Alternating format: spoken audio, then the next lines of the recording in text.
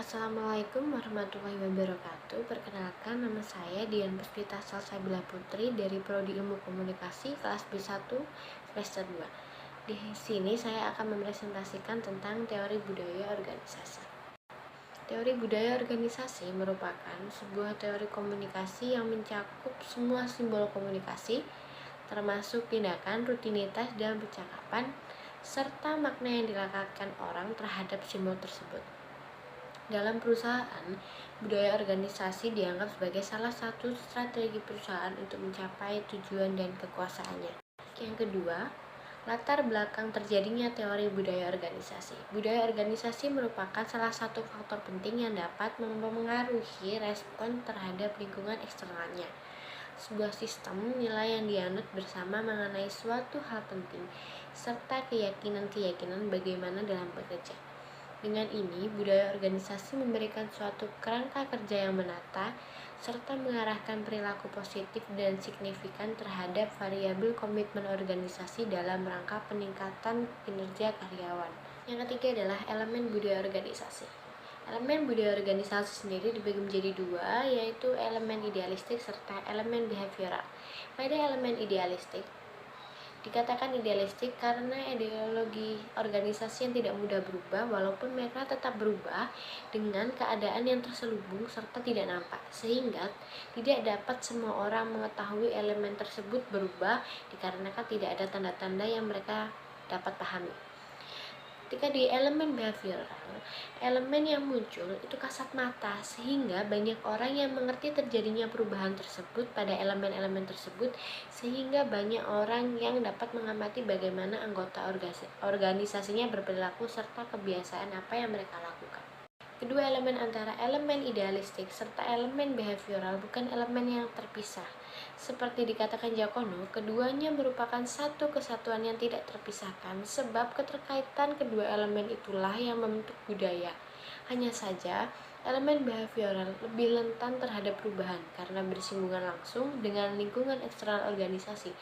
Sedangkan elemen idealistik jarang mengalami perubahan karena letaknya terselubung. Keempat adalah budaya organisasi. Nilai-nilai dan keyakinan organisasi merupakan dasar budaya organisasi. Keduanya memainkan peran penting dalam mempengaruhi nilai etika berperilaku.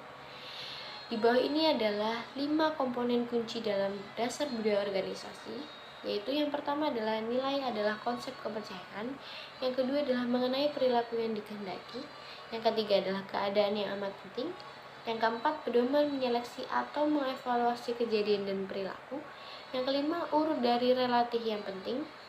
Nilai pendukung atau exposure values merupakan nilai-nilai yang dinyatakan secara eksplisit yang dipilih oleh organisasi. Umumnya dibentuk oleh pendiri perusahaan baru atau kecil oleh tim top manajemen dalam sebuah perusahaan yang lebih besar. Asumsi dasar teori budaya organisasi. Asumsi dasar teori budaya organisasi sendiri dibagi menjadi 3, yaitu yang pertama asumsi terhadap nilai organisasi, asumsi terhadap simbol budaya organisasi, serta asumsi terhadap budaya yang bervariasi. Untuk yang asumsi terhadap nilai organisasi, menciptakan dan mempertahankan persamaan yang sama, mengenal realitas organisasi sehingga pemahaman mereka mengenai nilai-nilai organisasi menjadi lebih baik. Yang kedua adalah asumsi terhadap simbol budaya organisasi. Penggunaan dan interpretasi simbol sangat penting dalam budaya organisasi. Saat mereka bisa memahami simbol tersebut, maka seseorang bisa bertindak berdasarkan budaya organisasinya, atau lebih tepatnya ciri-ciri dari simbol tersebut yang dapat diketahui oleh lingkungan sekitar mereka. Yang ketiga adalah asumsi terhadap budaya yang bervariasi. Karena setiap organisasi memiliki budaya yang berbeda-beda, setiap individu dalam organisasi tersebut juga menafsirkan budaya organisasinya secara berbeda. Adalah 7 karakteristik budaya organisasi. Yang pertama adalah inovasi dan keberanian dalam mengambil risiko. Budaya organisasi memiliki karakteristik yang mendorong anggota atau karyawannya untuk lebih inovatif dan berani mengambil risiko. Karena setiap anggota organisasi memiliki tingkat tanggung jawab yang tinggi, serta bebas dalam bekerja dan memiliki banyak peluang untuk inisiatif dalam organisasi. Yang kedua adalah perhatian terhadap detail. Budaya organisasi juga memiliki karakteristik perhatian pada berbagai hal lebih detail mengenai sejauh mana anggota diharapkan menjalankan presisi, analisis, dan perhatian pada hal-hal detail. Yang ketiga adalah orientasi hasil. Budaya organisasi juga memiliki karakteristik yang lebih fokus pada hasil daripada teknik dan proses untuk mencapai hasil tersebut. Maksudnya, perusahaan atau organisasi lebih berorientasi pada hasil atau pencapaian target karyawannya. Yang keempat, orientasi orang. Orientasi adalah suatu proses atau upaya seseorang atau kelompok dalam memahami keadaan di sekitarnya. Dalam konteks budaya organisasi, suatu organisasi bisa berorientasi pada anggotanya yang turut bergabung. Yang kelima adalah orientasi tim. Orientasi tim bisa diartikan sebagai kegiatan kerja yang diorganisasikan sekitar oleh anggota organisasi. Tidak hanya pada individu untuk mendukung kerjasama, pemimpin organisasi bisa memberikan dukungan berupa komunikasi yang jelas, sikap yang ramah, motivasi, dan bimbingan kepada semua anggota organisasi. Yang keenam adalah agresivitas. Dalam budaya organisasi, agresivitas adalah suatu kondisi di mana setiap anggotanya cenderung lebih kompetitif dan agresif. Karakteristik budaya organisasi ini juga bisa diartikan sebagai adanya toleransi konflik.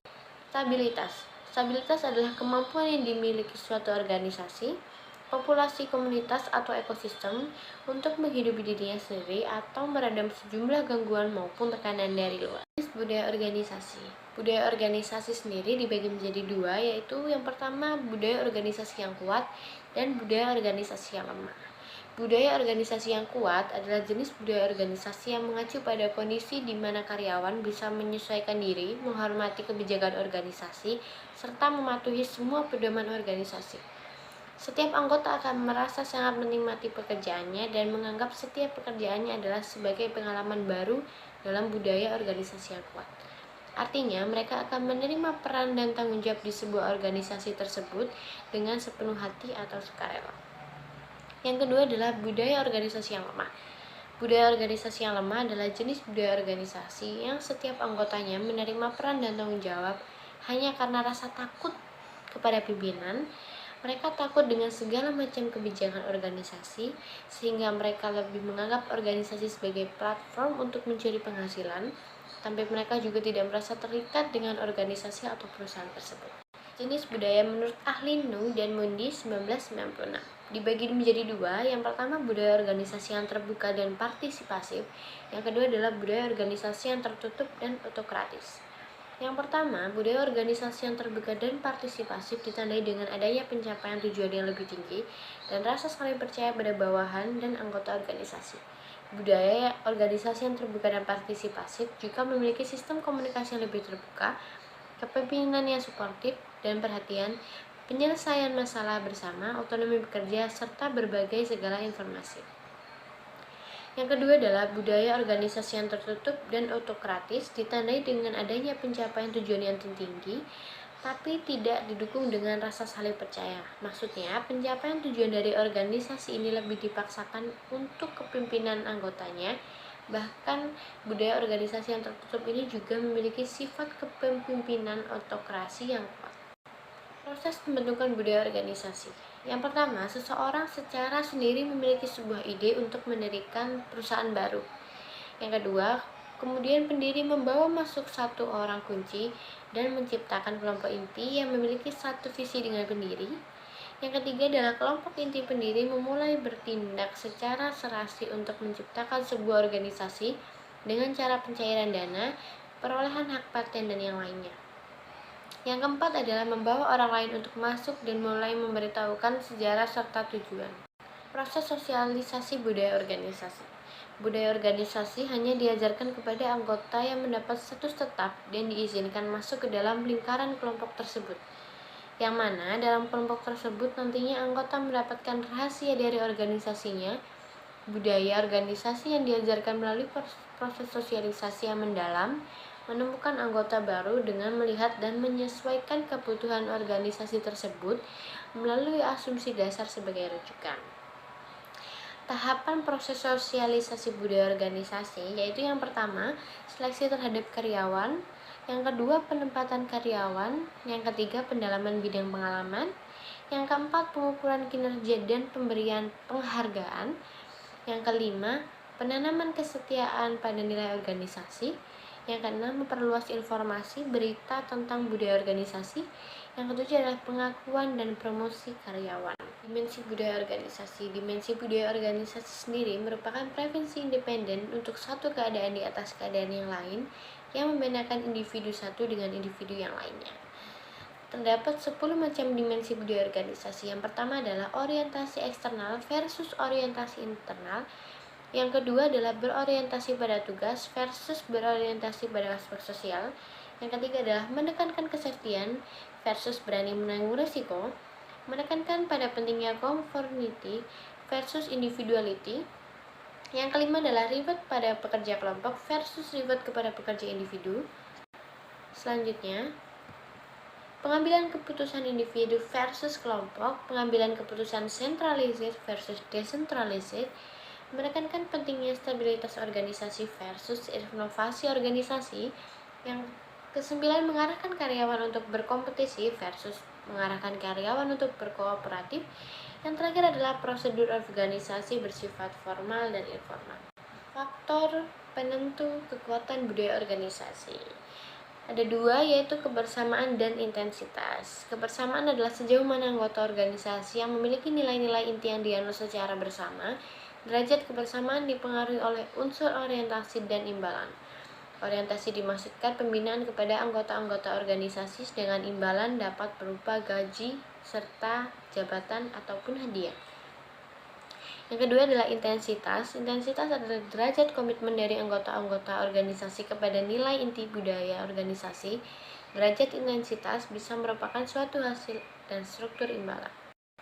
Sumber budaya organisasi. Ada 3 sumber budaya organisasi. Yang pertama adalah pengaruh umum dari luar yang luas, pengaruh dari nilai-nilai yang ada di masyarakat, serta faktor-faktor yang spesifik dari organisasi. Yang pertama adalah mencakup faktor-faktor yang tidak dapat dikendalikan atau hanya sedikit dapat dikendalikan oleh organisasi. Yang kedua, keyakinan-keyakinan dan nilai yang dominan dari masyarakat luas, misalnya kesopan santunan dan kebersihan.